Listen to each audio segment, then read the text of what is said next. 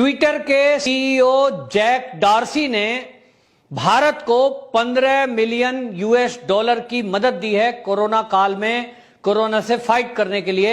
और ये जो 15 मिलियन डॉलर हैं, जो लगभग 110 करोड़ होता है, ये भारत को दिए हैं। लेकिन इसमें से जो 15 मिलियन डॉलर हैं वो 3 एनजीओ को दिए हैं। एक एनजीओ राष्ट्रीय स्वयंसेवक संघ यानी आरएसएस की है, जिसका नाम है सेवा इंटरनेशनल। और सेवा इंटरनेशनल को जो ट्विटर के सीईओ हैं उन्होंने 2.5 मिलियन डॉलर दिए हैं। तो अब ये जो 2.5 मिलियन डॉलर दिए हैं, इस पर ट्विटर पर बाकायदा कुछ लिबरल्स, कुछ वामपंथी और कुछ इस देश में बैठे हुए लोग भी सवाल उठा रहे हैं और ट्विटर को कह रहे हैं कि ये जो पैसा आपने आरएसएस को दिया है इसको वापस ले लीजिए। लेकिन क्यों, इसका उनके पास जवाब नहीं है। जबकि आपको बताएं, जो ट्विटर का संचालन करने वाले हैं, क्या उनके पास इस बात का ज्ञान नहीं है कि ये जो सेवा इंटरनेशनल है ये क्या काम कर रही है? आरएसएस इस समय में क्या काम करती है? जो देश में विपत्ति में लोग हैं इस समय, क्या उनकी मदद क्या क्या हो रही है? ये सब कुछ देखने के बाद देश के कई हिस्सों से, दुनिया के कई हिस्सों से ये आरएसएस के सेवा भारती को मदद आ रही है। क्योंकि वो देख रहे हैं कि ये जो राष्ट्रीय स्वयंसेवक संघ है, जिसका निर्माण सन 1925 में परम पूज्य डॉक्टर हेडगेवार जी ने किया था, और किया केवल इसलिए था कि वो भारत माता की सेवा करें। और इसी भावना से आरएसएस के जो स्वयंसेवक हैं उनको बाकायदा भारत मां की स्तुति, भारत माता की सेवा के लिए तैयार किया जाता है। स्वयं की प्रेरणा से, यानी खुद के पैसों से, खुद की तन की सेवा से वो समाज और देश की सेवा में जुटे रहते हैं। और ऐसा देखने में आया है अनेक बार कि जब भी देश पर कोई आपत्ति विपत्ति आई हो, आरएसएस के ये स्वयंसेवक फ्रंट लाइन वर्करों के साथ मिलकर खड़े होते हैं। इस समय में जब कोरोना काल चल रहा है, इस समय में भी आप देखिए कि पूरे भारत में आरएसएस की जो सेवा भारती है उसने बहुत जगह कोविड केयर सेंटर चला रखे हैं, लोगों को ऑक्सीजन वितरण की जा रही है। जो आरएसएस के डॉक्टर हैं वो डॉक्टर अपनी निशुल्क सेवाएं दे रहे हैं, काउंसलिंग हो रही है। यहां तक कि जो आरएसएस के स्वयंसेवक हैं वो प्लाज्मा डोनेट कर रहे हैं, रक्त डोनेट कर रहे हैं। और तो और कोई किसी परिवार में यदि परिवार के सभी सदस्य कोरोना ग्रसित हैं या भोजन बनाने में समर्थ नहीं है, उनको घर में जाकर भोजन भी प्रोवाइड करा रहे हैं। और इस कोरोना काल में आपको बताऊं, 43 शहरों में 2442 कोविड सेंटर इस तरह से चल रहे हैं, और इसमें वैक्सीनेशन सेंटर भी चल रहे हैं। 240 अस्पतालों में आरएसएस के स्वयंसेवक मेडिकल स्टाफ के साथ, पैरामेडिकल स्टाफ के साथ मिलकर के उस प्रशासन का सहयोग भी कर रहा है। क्योंकि कोई अगर उसमें डॉक्टर है तो वो डॉक्टरों के साथ टीम में लगा है, निशुल्क सेवा। पैरामेडिकल स्टाफ है, लैब टेक्नीशियन है, वो संघ के स्वयंसेवक प्रशासन को आग्रह करके उनकी मदद इस समय में कर रहे हैं। इसी तरह भोजन के लिए 1500 लंगर जगह जगह चलाए जा रहे हैं, जिसमें आपको बताएं दिल्ली में जो सेवा भारती है उसने बाकायदा कई जगह 100 बेड का कोविड सेंटर चला रखा है। लोगों को घरों में ऑक्सीजन, फ्री एम्बुलेंस और भोजन, दवाइयां मुहैया कराई जा रही हैं। और आपको बताऊं कि सेवा भारती दिल्ली ने एक ऐप बना रखा है, उत्कर्ष भारत। ये उत्कर्ष भारत ऐप पर जो कोई मदद चाहता है वो उस पे जाइए, अपना रजिस्टर करिए, क्या मदद चाहिए ये डालिए, और उसको वहां स्वयंसेवक पढ़ते हैं और उस मदद को वहां तक पहुंचाते हैं। यानी एक बिल्कुल सिस्टमेटिक तरीके से ये मदद का काम चल रहा है। और इसी मदद को देखते हुए जो दुनिया को देखते हैं, और ट्विटर ने ये देखा कि भारत के अंदर यदि कोई एनजीओ काफी शिद्दत से काम कर रहा है, बहुत मेहनत से काम कर रहा है और निस्वार्थ भावना से उसके हजारों स्वयंसेवक इस समय कोविड में मरीजों की तीमारदारी में लगे हुए हैं और हेल्प कर रहा है, तब उसने 2.5 मिलियन डॉलर देने का निर्णय लिया। लेकिन इस 2.5 मिलियन डॉलर जैसे ही ट्विटर ने आरएसएस की संस्था सेवा इंटरनेशनल को दान दिया, उसके बाद जो यूजर हैं ट्विटर के, वो बाकायदा उस पर सवाल उठाने लगे और उन्होंने कहा आपने आरएसएस को क्यों पैसा दे दिया? ये कुछ लोग इसको कहते हैं ये तो सांप्रदायिक पार्टी है, ये तो सांप्रदायिक दल है। ऐसे कहने वाले कांग्रेस के राहुल गांधी, जिन्होंने कई बार आरएसएस को निशाना बनाते हुए इसे बदनाम करने की कोशिश की है। आपको बताएं, कांग्रेस के ऐसे लीडर हैं जो उसकी तुलना कई बार कट्टरपंथियों से करते हैं। और राहुल गांधी ने एक टीवी इंटरव्यू में एक विदेशी के साथ बैठे हुए बाकायदा ये सवाल भी उठाया था कि आरएसएस के स्कूल उसी तरह से हैं जैसे पाकिस्तान में जिहादियों के मदरसे चलते हैं, और वहां वो पाकिस्तान में कट्टरपंथ की शिक्षा देते हैं, रेडिकल इस्लाम की शिक्षा देते हैं, वहीं इस तरह से ये एक विशेष हिंदुओं को आरएसएस के जो स्कूल हैं उनमें शिक्षा दी जाती है। ऐसा कहकर वो आतंकवादी संगठनों की और रेडिकल इस्लाम की आरएसएस के स्वयंसेवकों से तुलना कर रहे थे। आज उस सोच का पता लगता है और वही मानसिकता इस आरएसएस की समाज सेवा पर सवाल उठा रहे हैं, क्योंकि कांग्रेस कभी भी ये निकलकर देखना नहीं चाहती। मैं तो राहुल गांधी से कहूंगा कि वो दिल्ली में हैं, दिल्ली में जाइए, आपको बुराड़ी में और दिल्ली की कई जगह आपको कोविड सेंटर में संघ के स्वयंसेवक सेवा करते हुए मिल जाएंगे, सेवा भारती के लोग घर घर में भोजन पहुंचाते हुए मिल जाएंगे, प्लाज्मा डोनेट करते हुए मिल जाएंगे और फ्री एम्बुलेंस सुविधा और मेडिकल सुविधा भी देते हुए मिल जाएंगे। लेकिन यदि आप नहीं देखना चाहें तो आरएसएस फिर आपको खराब ही दिखेगा, जैसी आपकी मानसिकता। लेकिन संघ, राष्ट्रीय स्वयंसेवक संघ वो संगठन है कि देश में कभी भी अगर कहीं भूकंप आ जाए, कहीं बाढ़ आ जाए, ऐसे दृश्य वो कभी दिखाता भी नहीं है, क्योंकि मीडिया की एक बीमारी है कि वो आरएसएस की कभी भी पॉजिटिव न्यूज नहीं दिखाता। सोशल मीडिया पर यदा कदा कोई फोटो किसी व्यक्ति ने खींच दी तो डाल दी, क्योंकि संघ भी ये कहता है कि स्वयं प्रचार से हमें दूर रहना है।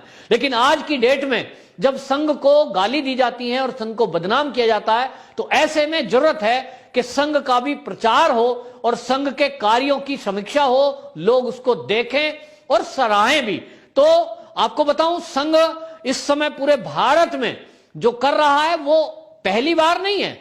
देश की आजादी के बाद से चाहे देश की सेना की मदद करने की बात हो, तो कश्मीर में 1962 का युद्ध हुआ तो सेना के साथ कंधे से कंधा मिलाकर संघ के स्वयंसेवकों ने उस समय मदद पहुंचाई थी। और जवाहरलाल नेहरू के समय में संघ को वाकई 26 जनवरी की परेड में इसीलिए शामिल भी किया गया। आपको बताएं, संघ का ही यह कार्य है कि कहीं बाढ़ आ जाए, भूकंप आ जाए, तो उस समय वो मदद के लिए निकल पड़ते हैं। और वो उस समय मदद करते समय ये नहीं सोचते कि जिसकी हम मदद कर रहे हैं ये किस धर्म से वास्ता रखता है, किस जाति का है। क्योंकि जब मदद कर रहे हैं तो ऐसे बहुत सारे फोटोज आपने देखे होंगे कि संघ के स्वयंसेवक, चाहे वो कोई भी किसी भी धर्म का पालन करने वाला हो, उसकी मदद को आगे आए हैं, और यही धर्म सिखाता भी है। तो राष्ट्रीय स्वयंसेवक संघ की इसी काम को देखते हुए, इसी रिपोर्ट को देखते हुए, और पिछले साल जो कोरोना का काल भारत में आया था, उस समय पूरे भारत में एक उदाहरण बनकर राष्ट्रीय स्वयंसेवक संघ और राष्ट्रीय स्वयंसेवक संघ का जो अनुषांगिक संगठन है सेवा भारती, वो सामने आया था।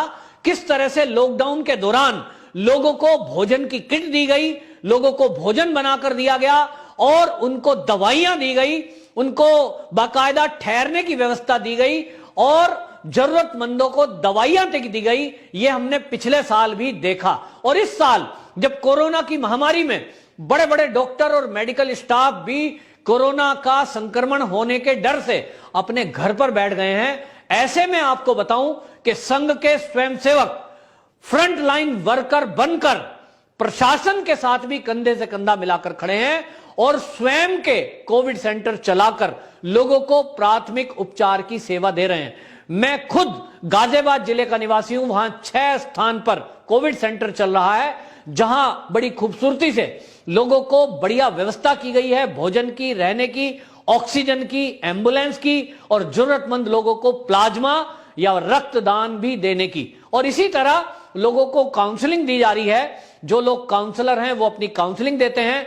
कुछ लोगों को घर पर ऑक्सीजन की अगर जरूरत महसूस हो रही है, उनको या तो सेंटर पर लाकर ऑक्सीजन दी जा रही है या उनके घर पर ऑक्सीजन प्रोवाइड कराई जा रही है। बहरहाल संघ के इस काम को देखते हुए विदेशों में बैठे हुए ट्विटर के सीईओ को यह समझ में आ गया कि राष्ट्रीय स्वयंसेवक संघ जो दुनिया का सबसे बड़ा सामाजिक संगठन है, उसके अंदर काम करने में पारदर्शिता है और वो देश और दुनिया के हित में काम करता है।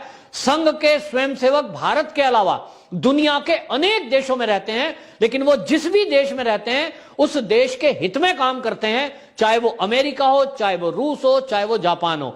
और इसीलिए आपको बताऊं, सेवा इंटरनेशनल को ट्विटर ने $2.5 करोड़ दिया है और यह बताता है कि विदेशों में बैठे हुए लोग कितनी पार की नजर रखते हैं और वो देख रहे हैं। लेकिन भारत के अंदर क्रिटिसाइज करने वाले लोग बैठे हैं और भारत के अंदर बैठे हुए वो लोग हैं जो जिहादी मानसिकता के लोगों को कुछ नहीं बोलेंगे, लेकिन जो सेवा में जुटा हुआ है, जो निस्वार्थ भावना से लोगों की इस कोरोना काल में, महामारी के काल में फ्रंट लाइन वर्कर बनकर अपने को रिस्क में डालते हुए, अपना परिवार छोड़कर, अपनी जेब से पैसा लगाकर इस सेवा के काम को कर रहा है, उसको वो आतंकियों से या जिहादियों से तुलना करने से बाज नहीं आते।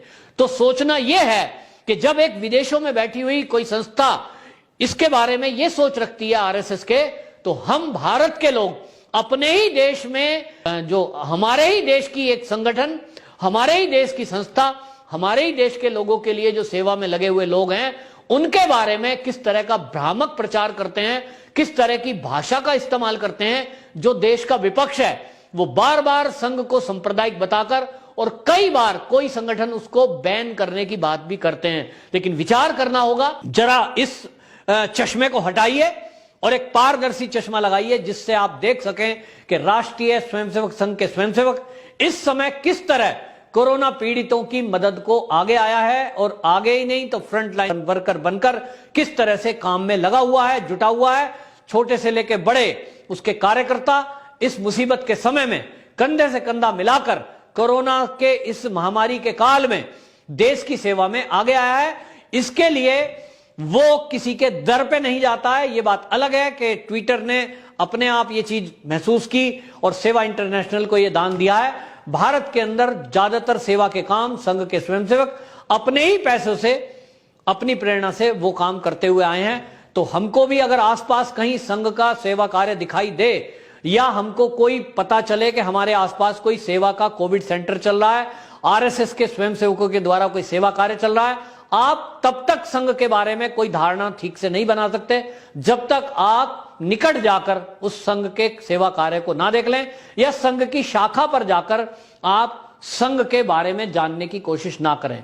दूर से बैठे हुए ऐसा ही है जैसे आप समुद्र के किनारे खड़े होकर समुद्र की गहराइयों का नहीं पता लगा सकते, इसी तरह संघ की शाखा के बारे में या संघ की कार्य पद्धति के बारे में, संघ की विचारधारा के बारे में आप पार्क के बाहर कहीं खड़े होकर उसकी शाखा को देखकर या सेवा कार्य होते हुए देखकर, दूर से खड़े होकर देखकर आप उसके बारे में कोई आइडिया नहीं लगाया जा सकता। और इसलिए अब जब ट्विटर ने ये पैसे दिए हैं तो जो लोग इसकी आलोचना करने में लगे हुए हैं, ट्विटर को सीईओ को ये लिख रहे हैं कि ये पैसा वापस लिया जाए, उनसे मैं विनती करता हूं कि एक बार कम से कम वो सेवा के काम को, आरएसएस के सेवा भारती के कार्य को पहले देखें, उसके बाद ट्विटर के सीईओ को कोई ट्वीट करें। वंदे मातरम।